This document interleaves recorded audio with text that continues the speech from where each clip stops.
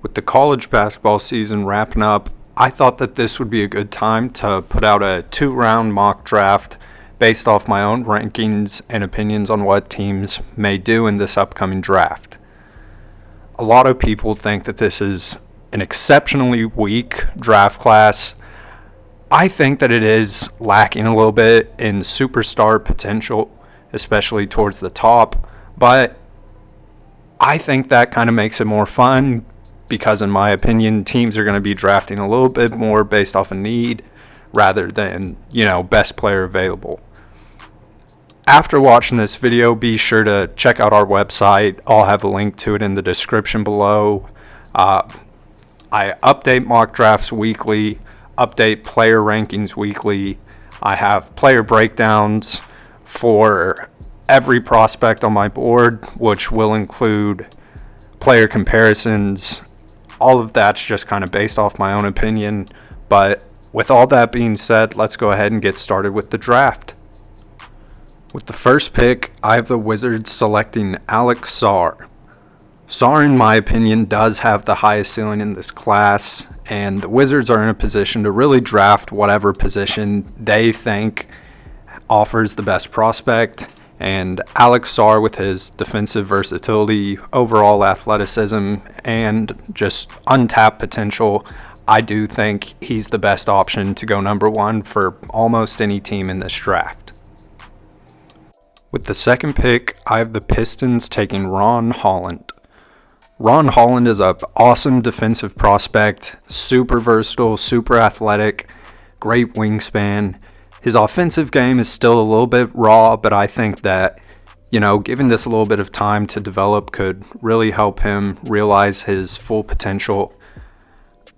I was really impressed with him in the G League this year. I know it wasn't perfect by any means, but a lot of people are still pretty torn on him as a prospect. But I'm a believer and think that this could be possibly the pick that takes the Pistons to the next level, kind of get them out of that rebuilding stage. With the third pick, I have the Hornets taking Stephon Castle. Castle is awesome and overall one of my favorite prospects to watch playing college this past season. He's a defensive beast, struggles a little bit with outside shooting at the moment, but I think everything else he brings to the table really kind of makes up for that. He's definitely a plus athlete, one of the better defenders in this draft class, and most importantly for the Hornets, I think that he's going to be a little bit of a culture setter with them and, could help players like LaMelo Ball, Brandon Miller, even Mark Williams, especially on the defensive end, kind of take a little bit of weight off of them and allow them to focus more on the offensive side of the ball. With the fourth pick, I have the Raptors taking Zachary Risacher. Risacher had been the number one player on my board for quite some time. He's definitely been in a slump for a while, and due to the fact of him just kind of disappearing in certain games, I have dropped him down, but it's tough for me to deny his upside, especially as a 6'9" wing with the shooting ability that he has. I think he's an awesome prospect. Raptors have definitely been putting kind of an emphasis on positional size, and I think that he fits really well with what they're putting together up there and would be a great selection for them here at number 4. With the fifth pick, I have the Spurs taking Rob Dillingham. A lot of people are looking for the Spurs to select more of a table setter with this first round pick of theirs. I like Dillingham for them, mostly just as a secondary offensive scoring option next to Wembanyama. I do think that they'll try to get somebody, more of a pick and roll type player to pair up with Wembanyama, but I expect them to do that in free agency or a trade. Dillingham's not a great defender, but I think that's something that the Spurs can work with, just primarily for the fact that Wembanyama is unlike anything we've ever seen and makes up for almost anything on that side of the ball. With the sixth pick, I have the Blazers taking Matas Buzelis. Buzelis is really interesting. He stands at 6'10", can dribble, pass, and shoot. I think he'd be an awesome piece to add to the Blazers' young core next to Scoot and Shaedon Sharpe. Defensively, he does struggle at times, but I think the offensive upside's too good to pass here for the Blazers. And adding, honestly, any type of outside shooting for them is going to be a plus and help Scoot, especially, to continue improving his game in the NBA. With the 7th pick, I have the Grizzlies taking Donovan Clingan. Clingan is just a massive player. I think that he fits well with the Grizzlies. I see him on the defensive end, helping protect the rim and, Lord willing, keeping Jaren Jackson Jr. out of foul trouble as much. Down the road, I could see Clingan becoming one of the better big men in the NBA, but worst case scenario, I think he's a solid replacement for Steven Adams and matches that physical play style that the Grizzlies have. With the 8th pick, I have the Jazz taking Cody Williams. Williams, in my opinion, has one of the higher upsides in terms of becoming a top 2 or 3 scorer on an NBA team. He's still pretty raw, but I think he's just going to get stronger, and that's one aspect that I think is going to greatly improve his scoring ability. He has shown flashes throughout this season of what he could offer on the offensive end, but I do think we're a little ways away from him reaching that full potential, and I think the Jazz are in an awesome position to see those improvements come over time instead of wanting them to show up in year one. With the 9th pick, I have the Rockets taking Reed Sheppard. I see Reed as a fantastic 3-and-D prospect, and adding that onto the Rockets' great young core of players, I think he's going to really be able to help them kind of take that next step, slow down their game, fill in the gaps that they may have. Overall, I think this is a great pick for the Rockets and should, show flashes of what they could be as early as next season. With the 10th pick, I have the Hawks taking Dalton Knecht. The Hawks could be in for a kind of strange offseason this year. Nobody really knows what they're going to look like coming into next season, but taking a good shooting wing with plus athleticism, I think, is always a pretty safe bet. And at this point in the draft, I think Dalton Knecht offers that better than any other prospect on the board. I do see him, coming in and being pretty effective year one. I don't know just how much more potential he could reach, but regardless of what he adds to his game from this point on, I think that he will be a steady contributor at this level and even could become, second or third scoring option on a pretty solid team. With the 11th pick, I have the Bulls taking Nikola Topic. Topic, in my opinion, is the best pick-and-roll ball handler in this class. I think he's a decent scorer, can shoot it pretty well, but I do think his biggest skill at the NBA level is going to be setting the table for others. The Bulls haven't really had this the past few seasons, and I've thought that it would really benefit their offensive game, especially next to LaVine and DeRozan. Topic, could go quite a bit higher than this, but in my opinion, I think this is about the correct draft position. With the 12th pick, I have the Thunder taking Tristan da Silva. Da Silva's a really interesting prospect. He is a little bit older, but I think he really matches up well with the type of player the Thunder have targeted in the past few drafts. Good positional size, solid defender, can dribble, pass, and shoot. I'm kind of obsessed with his game. I think he's a lot of fun and gets really underrated by a lot of different people, but I do think the Thunder could look at him as early as 12, and he'd be a great fit with how they like to play. With the 13th pick, I have the Blazers taking Jared McCain. McCain, to me, is the best shooter in this class. I think that's a pretty big need for the Blazers this season, and, is a great pick to try to address that. He does have higher upside than just a shooter, but regardless of what he pans out to be, I think that he's a great fit next to those other young players in Portland and could be effective as early as his rookie year. At 14, I have the Kings taking Ja'Kobe Walter. Ja'Kobe Walter is an awesome 3-and-D prospect in this class. He hasn't been super consistent from 3 throughout the season, but watching him shoot, I think he does a great job of getting his body squared up, has solid form, and I'd really expect that to continue improving throughout his career. I like Ja'Kobe Walter going this early to the Kings, primarily because I think he fits with their system pretty well and could be an effective piece for a playoff push type of team next season.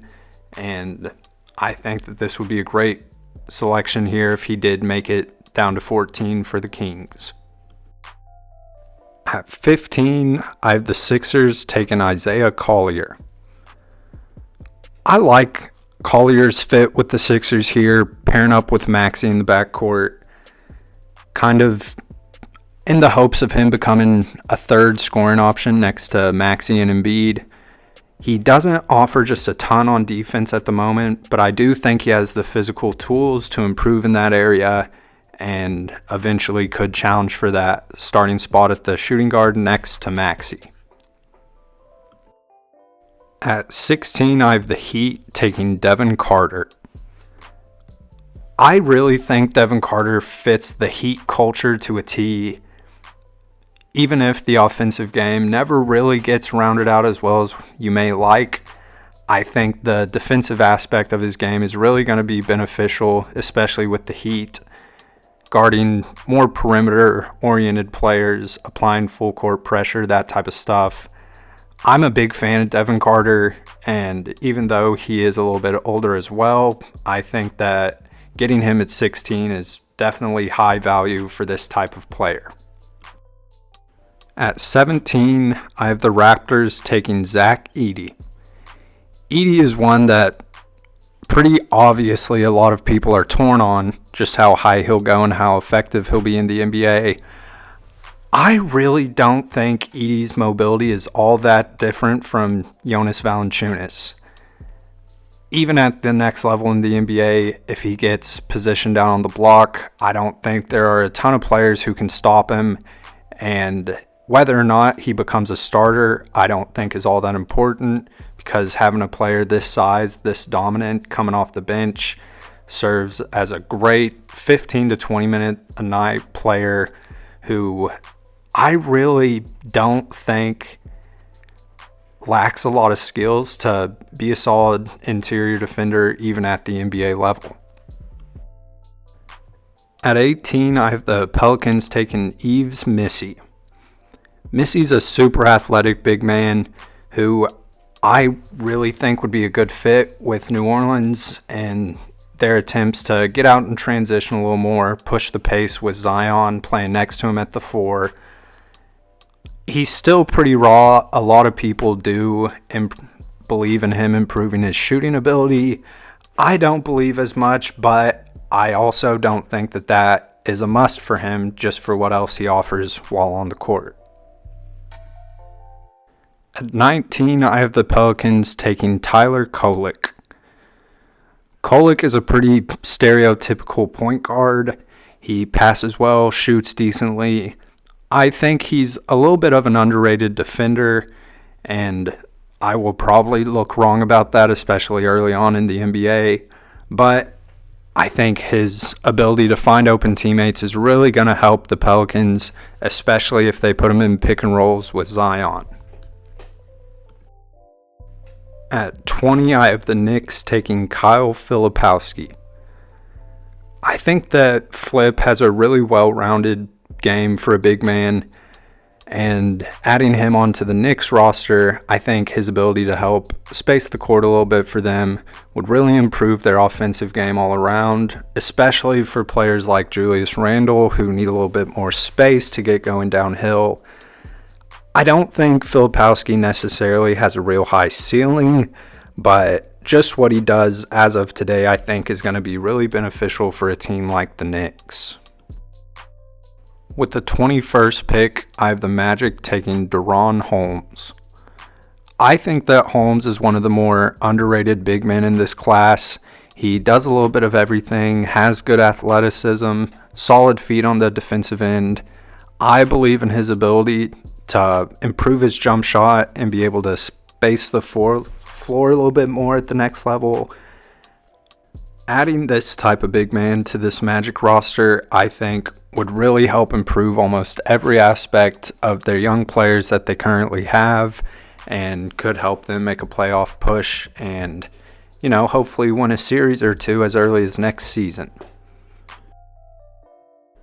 At 22, I have the Cavs taking Terrence Shannon Jr.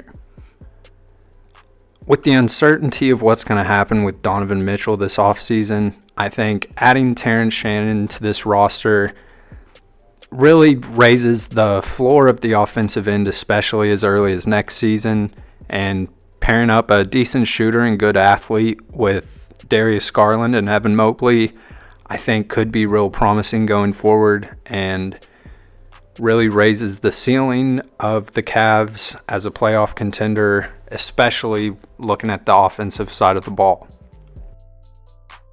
At 23, I have the Suns taking Tidjane Salaün. Salaün's really young and has definitely shown flashes of his ability to create for himself and knock down tough shots on the offensive end. The consistency, especially on offense, has really been a question mark this season for him, but the tools are definitely there for him to keep improving and hopefully reach his full potential before too long at the NBA level.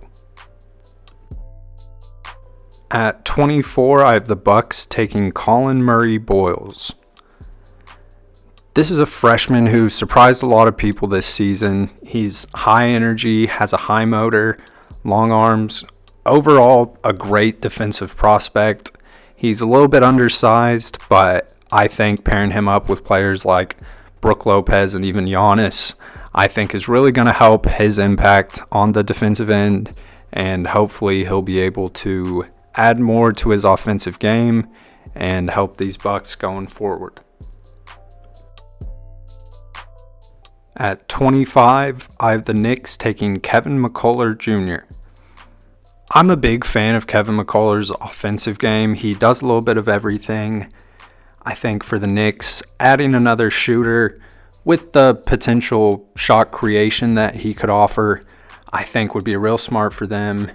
Also, with him being a little bit older, I think that he better understands how the game should be played and could come in and help the Knicks as early as his rookie season, mainly on the offensive end. He does struggle a little defensively, but I think that this has been kind of blown out of proportion by a few people who are big voices.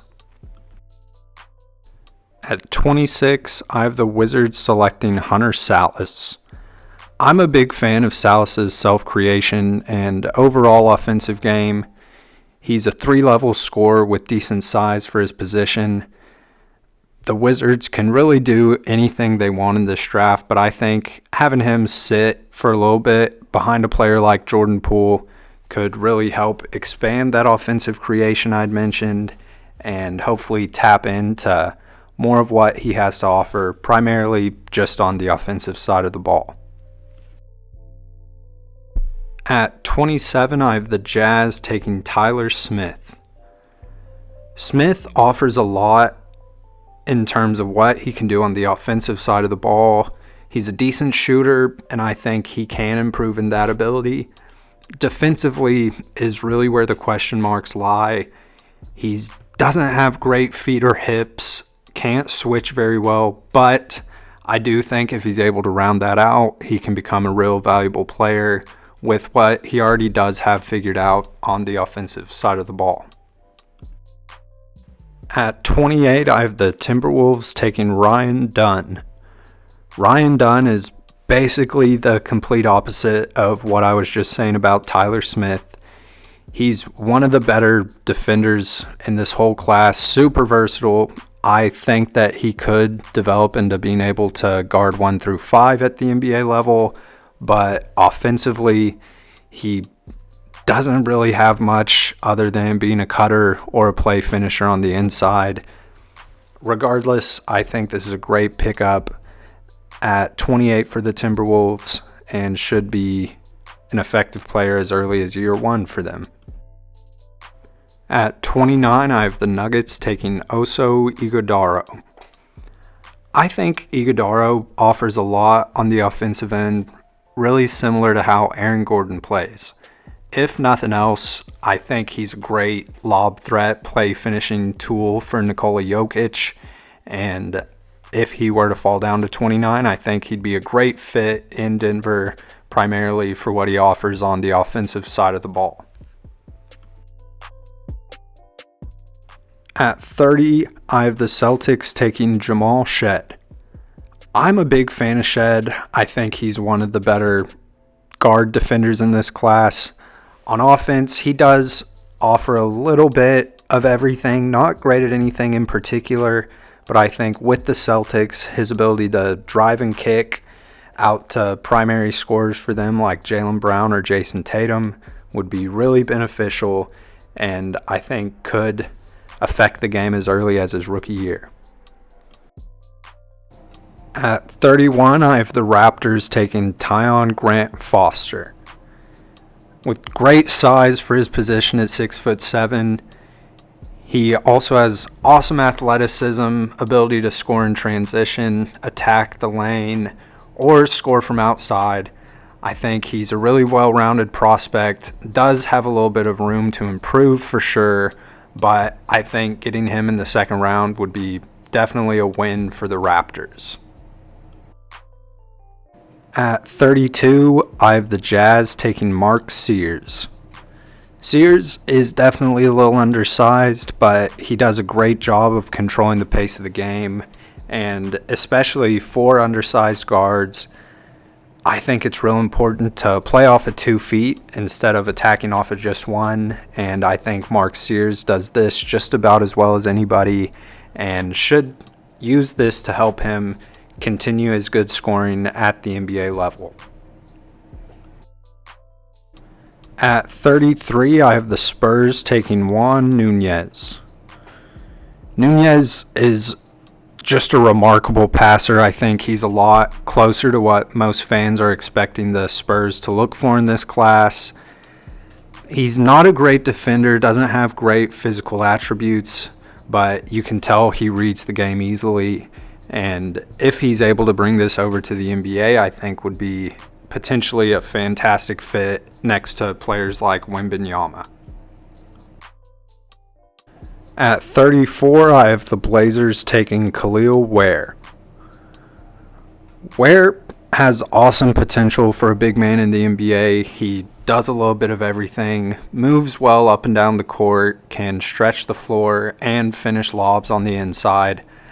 I do have some questions about his motor, but just the overall package of him, I think would definitely be taking a chance on as early as, pick 25 to 35.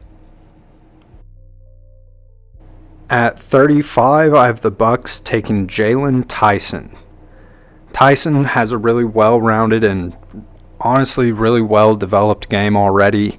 I think that the Bucks could use him with their current roster, but if they selected him here, I think it would be as a potential replacement for Chris Middleton down the road as he's getting a little older.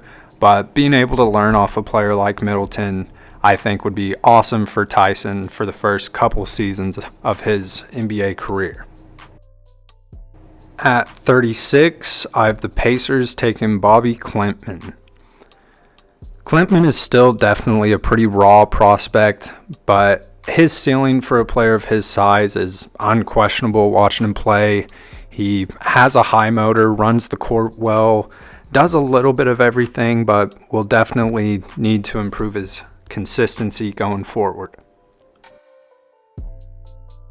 At 37, I have the Timberwolves taking Trey Alexander. Alexander has been one of my favorite players to watch in college basketball over the past few seasons. I think he offers a ton on the offensive end. He'll need to add a little bit of weight and strength to continue this at the next level, but I think his overall feel for the game, primarily on the offensive end, is something that can absolutely translate well to the NBA level. At 38, I have the Knicks taking Pacom Dadiat. He's a super raw prospect. He's still only 18 years old, but I think the upside with a player like this at this point in the draft is something you can't really miss on. He offers a little bit of everything all over the court. I see him, if he's able to kind of round out his game at the NBA level, being an awesome transition player and cutter. This past season, he really improved on especially slot cuts, which I think can be super effective in the NBA. At 39, I have the Grizzlies taking Keyshawn George. George's production at Miami weren't really eye-popping by any means, but I do think with a player at this size, with the shooting upside that he has, I think he'd be an awesome fit in Memphis. Similar type of player to how we're seeing them use G.G. Jackson. Not quite as high of a ceiling, but I do think he has the potential to become a good player, especially if he's primarily just asked to be a spot-up shooter. At 40, I have the Blazers selecting Adem Bona. Bona has great physical tools and athleticism, especially for a player of his size.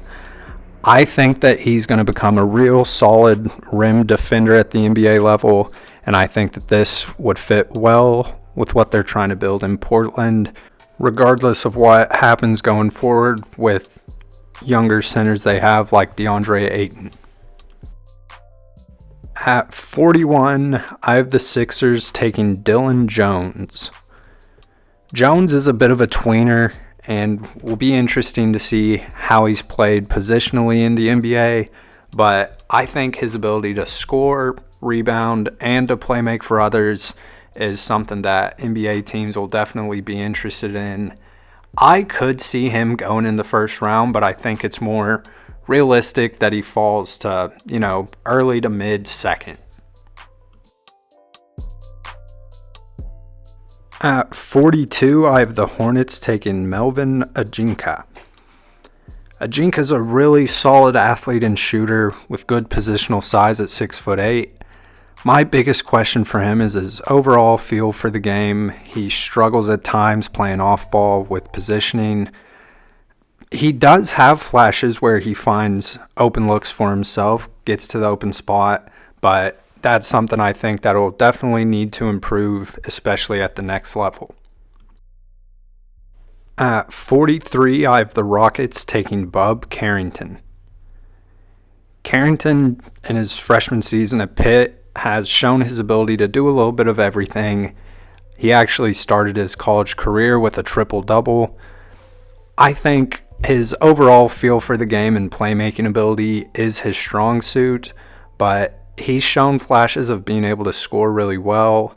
Hopefully this will translate well to the NBA, and he can become a solid 3-level option for whatever team takes a chance on him.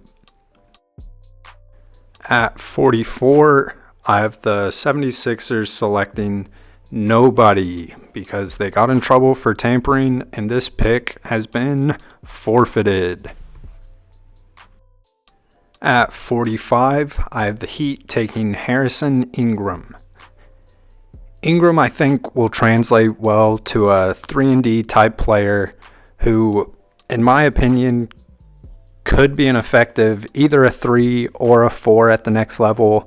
And knowing how the Heat draft and develop their players, I think that he'll play a little bit of both and should be effective at each of these positions down the road. At 46, I have the Clippers taking Justin Edwards. He has a ton of untapped potential, really needs to improve his overall feel for the game, but Getting drafted to the Clippers and potentially being able to sit behind both Paul George and Kawhi Leonard, I think could do wonders for his game and help him reach that potential a lot sooner than most people may realize.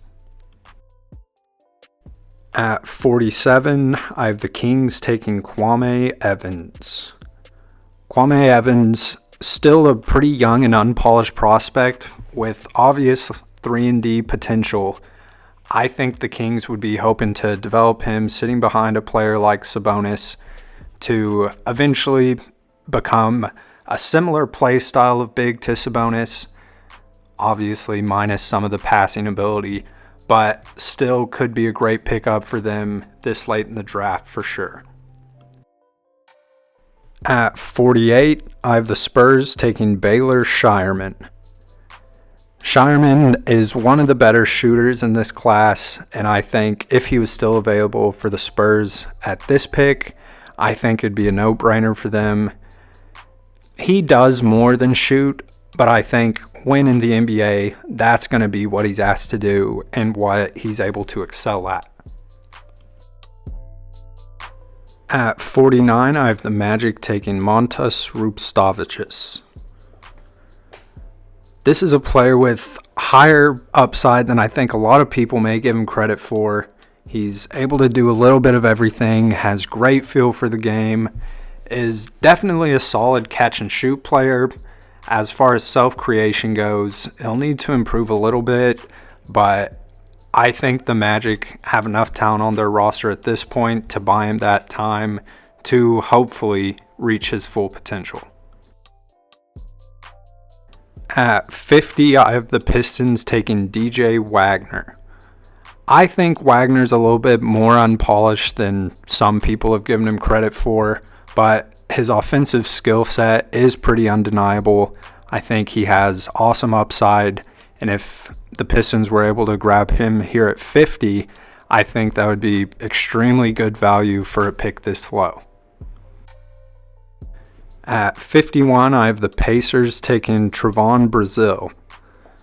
Brazile is an awesome athlete, has a lot of potential. I could see him developing into more of a stretch 5. He has shown the ability to knock down shots, but I think that he has more untapped potential in that area that I wouldn't be surprised at all if he did reach. And playing with a player like Miles Turner, I think would be especially beneficial for a guy like him. At 52, I have the Pacers taking Johnny Furphy. Furphy's standing at 6'9", has awesome shooting mechanics, good ability of getting open off ball. I think the rest of his game is still pretty uncentered, but as far as being a shooting prospect, getting a guy like that here at 52 with plenty of room to continue to improve, I think is awesome value for the Pacers. At 53, I have the Wizards taking AJ Mitchell. I think he's been awesome to watch play this season. He hasn't played against a ton of tough competition, but what he's been able to show regardless in terms of self-creation and running a team, I think is really impressive. He's not a mind blower in terms of athleticism, but I think he uses what he does have in terms of athleticism to his advantage really well and has a real special skill of creating separation. At 54, I have the Celtics taking Keyshawn Johnson. Johnson is a spark plug, definitely brings energy on a nightly basis, honestly, for Arizona. I think that this is a skill that translates really well to the NBA and can have him getting solid minutes early on in his career, especially for a team like Boston who may not have many young prospects at the moment. I think he'd be a great fit for them to pick up here and try to turn into something special down the road. At 55, I have the Warriors taking Coleman Hawkins. Hawkins does have a lot of offensive upside, and with the Warriors dynasty potentially coming to an end here pretty soon, I think that having a stretch four like Hawkins is definitely a good building block for a team establishing a new identity for themselves. At 56, I have the Lakers taking Aaron Bradshaw. Bradshaw definitely is still a really raw prospect, but I think if he was able to play early on with players like Anthony Davis and LeBron, I think they would absolutely help him find himself a lot quicker than many people may realize. At 57, I have the Grizzlies taking Pele Larson. Larson does a little bit of everything on the court. I think he's a pretty safe pick here at 57 for the Grizzlies. He does definitely have upside, but I think what we've seen in college more than likely is what he's going to bring at the NBA level, and I do think that that's effective and definitely worth the value with a pick this late. At 58, I have the Nuggets taking Reese Beekman. Beekman is an awesome defensive-first point guard with great physical tools. I don't think his upside is super high, but in a system like the one they have in Denver, I think could really benefit his overall game and help him become an effective guard, especially if he were to be coming off of the bench.